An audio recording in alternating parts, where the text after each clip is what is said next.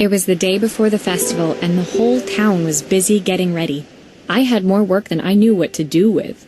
When Joseph called with another job, I was craving the cool quiet of his and Izzy's seafront house. I'd barely reached their front door when I heard someone calling me. Psst, Maria, I need your help. Quickly, it's top secret. It was Izzy, peeking out from the side of the house. She beckoned for me to follow her. She led me through to a beautiful, unruly garden overflowing with flowers of every color. Nestled among them was a playhouse, its doorway almost completely obscured by a towering rose bush.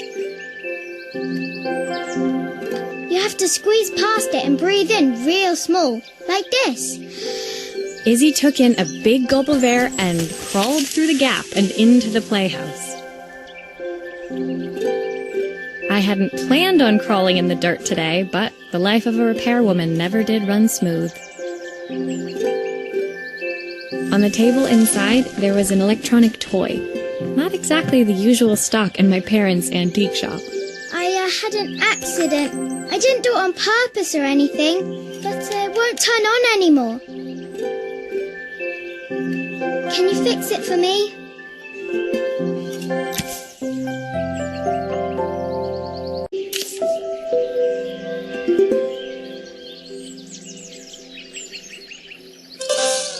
Why does it sound so scary? It wasn't like that before.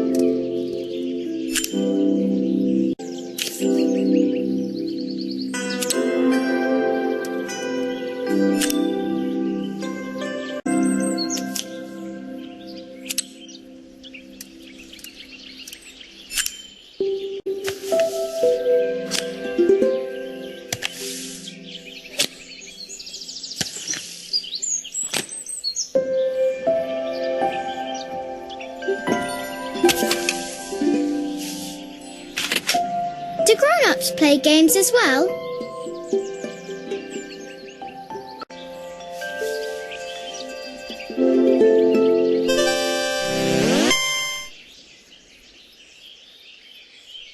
Can you show me how to play? I tried before, but it was so hard.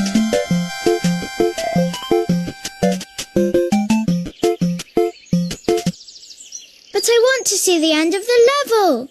Can you try again?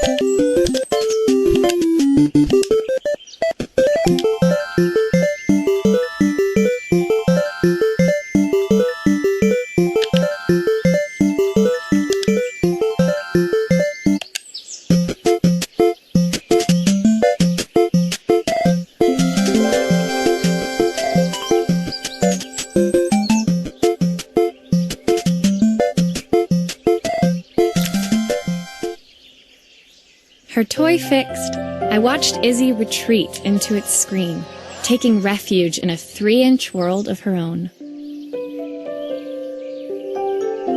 Well, I'd better head inside. Your dad is waiting for me. Please don't tell him about the game. He'll think I broke it on purpose. Why would he think that? Because, well, I kind of dropped it really hard at the wall. Izzy looked down, scuffing her shoes on the worn floor of the playhouse. My dad said I have to go to this stupid festival tomorrow and put on a stupid dress, and I don't want to. All he cares about is working. He never wants to see me unless it's for his job. I'm not going. He can't make me.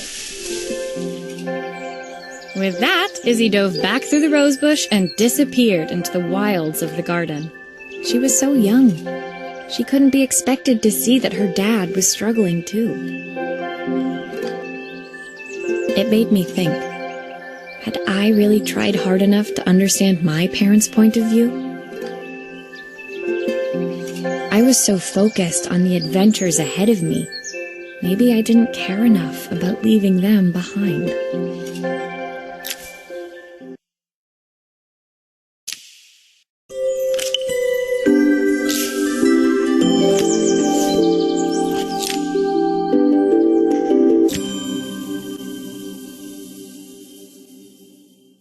Leaving Izzy hiding in the garden, I walked around to the front of the house and rang the doorbell. It was only then I noticed my favorite overalls covered in grass stains. I scrubbed desperately, but it was too late. Maria, what are you doing? What happened to your clothes? I was, repairing a lawnmower. How unusual. Well, do come in. The job I've got for you is a little more delicate. Totally embarrassed, I walked into an orderly room filled with papers and ledgers. So this was his office. You must be so busy getting ready for the festival. Are you looking forward to it? Of course. It's traditional for the mayor to judge food from every cafe and restaurant in town. I'll be declaring the best chef in Bellariva by this time tomorrow. Speaking of which... He unclipped the watch from his wrist and very carefully handed it to me. I'll have a tight schedule to follow, but my watch stopped working a while ago. Could you see if you can make it tick again?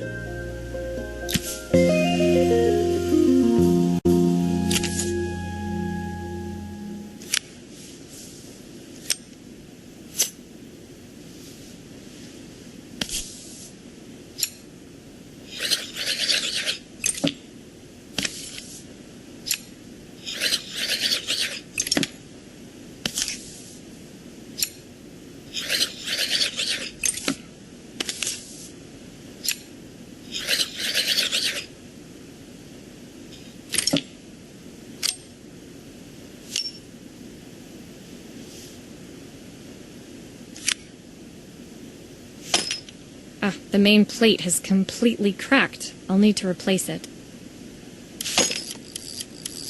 The cogs look good, though. If I'm careful, I can reuse those.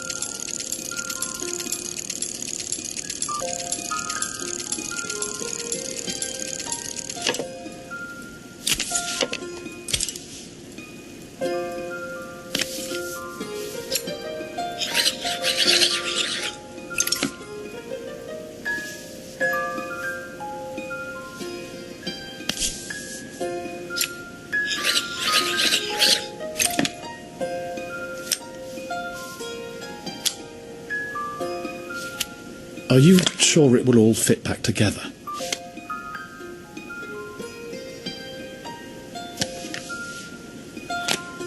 I've not gone a day without this watch since my wife gave it to me.